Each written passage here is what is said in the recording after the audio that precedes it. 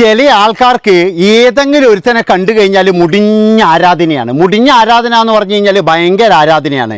വേറെ ഒന്നുമല്ല, ഞാൻ പറഞ്ഞു വരുന്നത് എന്താണെന്ന് വെച്ചാൽ ഷാലു കിങ് എന്ന് പറയുന്ന ഒരു ചാനലുണ്ട്. ആ ചാനലുകാരനെ ഇന്നലെ പോലീസ് അറസ്റ്റ് ചെയ്തു. എന്താ സംഭവം? ഒരു 14 അതായത് പോക്സോ കേസിലാണ് അറസ്റ്റ് ചെയ്തിരിക്കുന്നത്. അപ്പോൾ എല്ലാവരും പറയുന്ന ഒരു കാര്യമുണ്ട്, ഷാലു അങ്ങനെ ചെയ്യത്തില്ല, ഷാലു പാവമാണ്, ഷാലു 2 കല്യാണം കഴിച്ചിട്ടുണ്ട്, ഷാലുവിന് 35 വയസ്സുണ്ട്, ഷാലുവിന് 16 20 വയസ്സുള്ള കുട്ടികളുണ്ട്, ഷാലു അങ്ങനെ ചെയ്യത്തില്ല. എൻ്റെ പൊന്നു മക്കളെ, നിങ്ങളൊരു കാര്യം ആലോചിച്ച് നോക്കണം. അതായത് നിങ്ങളൊക്കെ പറയുന്നത് പോലെ ഈ പെൺകുട്ടിയല്ലേ ഷാലുവിൻ്റെ അടുത്ത്, അതൊന്നും നടക്കൂല. ഇത് കേസ് വേറെയാന്ന്. 35 വയസ്സുള്ളവൻ 14 വയസ്സുകാരിയുമായിട്ട് വല്ല ചാറ്റിങ്ങും നടത്തുന്നുണ്ടെങ്കിൽ അത് അവിടെ നിർത്തണമായിരുന്നു. അല്ലാതെ എന്ന് പറഞ്ഞാൽ ഇവൻ നിൽക്കുന്നിടക്ക പോയിട്ട് ഏതായാലും പെൺകുട്ടി എന്നെക്കെട്ട് എന്നെക്കെട്ട് എന്നെക്കെട്ട് എന്ന് പറയില്ലല്ലോ. ഏതെങ്കിലും പെൺകുട്ടി ഇവൻ്റെ വീട്ടിൽ പോയിട്ട് പറയാ എന്നെക്കെട്ട് എന്നെക്കെട്ട് എന്നെക്കെട്ട് എന്ന് പറയോ? എനിക്കറിയില്ല. ഇവൻ ആരീടാ കുറേ നാൾ മുമ്പ് 2 വർഷം മുമ്പ് ഇവൻ വന്നിട്ടെന്നാ പറയുന്നത് അറിയാം.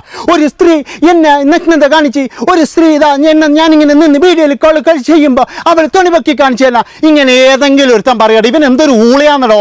ഇവൻ്റെ വിചാരം ഇവൻ എന്തോ ഒരു വലിയ സംഭവമാണെന്നാണ്.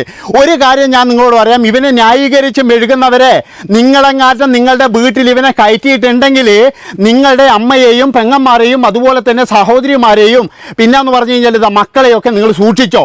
ഇവനെ പോലെയുള്ള ഇങ്ങനെയുള്ള ടീമുകളെ വീട്ടിൽ കയറ്റുന്നുണ്ടെങ്കിൽ കാര്യം എന്താണെന്ന് വെച്ചാൽ ന്യായീകരിക്കാൻ വരികയാണ്. ഇപ്പോഴെല്ലാം എന്ന് പറഞ്ഞു കഴിഞ്ഞാൽ ആ കേസ് കൊടുത്ത പെൺകുട്ടി അവൾ ആരാധികയാണ്, അവൾ ഒരുപാട് ഇവനെ ശല്യപ്പെടുത്തിയിരുന്നു. അവന് എന്താടാ, ഇന്നലെ അവൻ്റെ ഒരു കൂട്ടുകാരൻ വന്നിട്ട് പറയുന്നുണ്ട്, എന്താടാ അവൾ കുറേ നാൾ ഇവനെ ശല്യപ്പെടുത്തിയടാ, ഇവനെ ശല്യപ്പെടുത്തിയോണ്ടല്ലേടാ അവൻ പോയത്. എന്തൊരു ഊളത്തരാടോ പറയുന്നാടുന്ന്.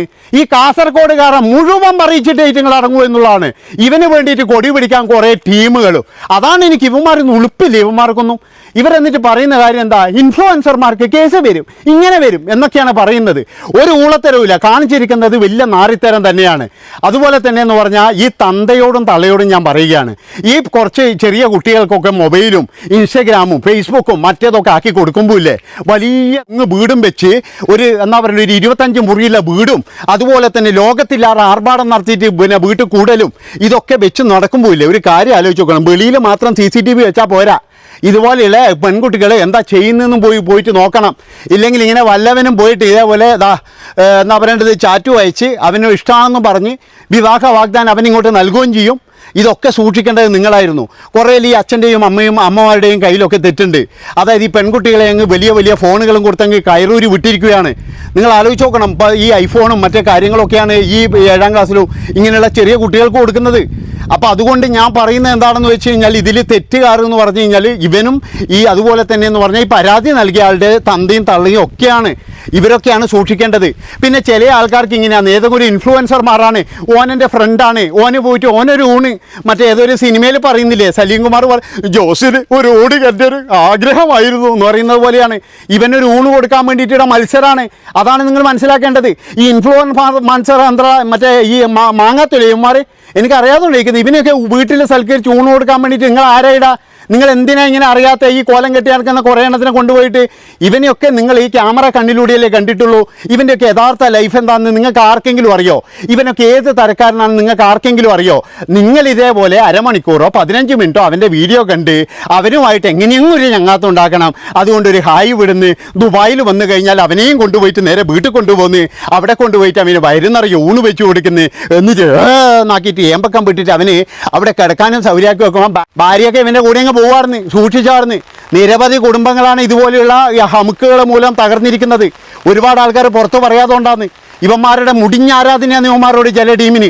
അത് കല്യാണം കഴിച്ചതായാലും വേണ്ടിയില്ല, ഇനി 4 മക്കളില്ലായാലും വേണ്ടിയില്ല, ഇനി എന്തെന്നായാലും വേണ്ടിയില്ല. ഇവറ്റകൾക്കൊക്കെ പോകുന്ന മെസ്സേജുകൾ കണ്ടു കഴിഞ്ഞാൽ ഞാൻ പറഞ്ഞല്ലോ 2 കൊല്ലം മുമ്പ് ഇവൻ തന്നെയാണ് പറയുന്നത്.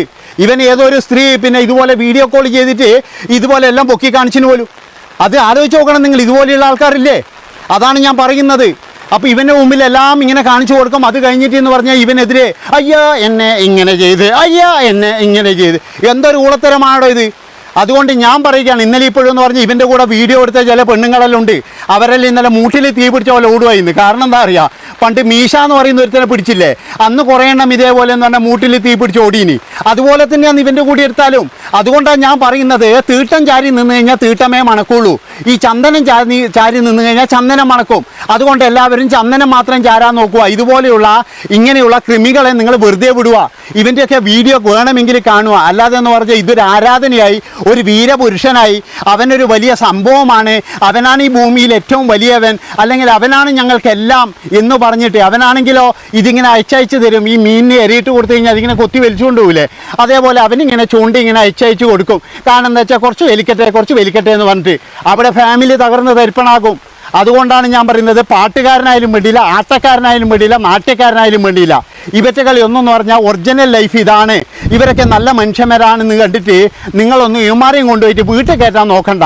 കാരണം എന്താ വെച്ചാൽ പലരും എന്ന് പറഞ്ഞു കഴിഞ്ഞാൽ വീട്ടിൽ കയറ്റാൻ കൊള്ളാത്ത ടീം തന്നെയാണ്. അതായത് ഊളത്തരങ്ങളെല്ലാം. ഇവൻ 2 കല്യാണം കഴിച്ചു എന്നാണ് പറയുന്നത്. ആ 2 കല്യാണം ചിലപ്പോൾ അത് 2 ഉണ്ടാവും, ഇല്ലെങ്കിൽ എന്ന് പറഞ്ഞു കഴിഞ്ഞാൽ ഏതെങ്കിലും ഒന്ന് പറഞ്ഞ് പോയിട്ടുണ്ടാകും. പിന്നെ ഒന്നിന് കൊച്ചുങ്ങളില്ല എന്ന് പറയുന്നത് അതൊക്കെ എന്താണെന്ന് നമുക്കറിയില്ല. എന്തൊക്കെ ആയിക്കഴിഞ്ഞാലും ആൾ വെടിപ്പല്ല എന്ന് ഇന്നലെ കൊണ്ട് തന്നെ മനസ്സിലായി. ഇവിടെ ഒരുപാട് പേര് അവനെ വെളുപ്പിക്കാൻ വേണ്ടിയിട്ടും അവൻ നല്ലവനാണ്, അവൻ കരളാണ്, ചങ്കിലെ കരളാണ്, അവൻ കരളിൻ്റെ കരളാണ്.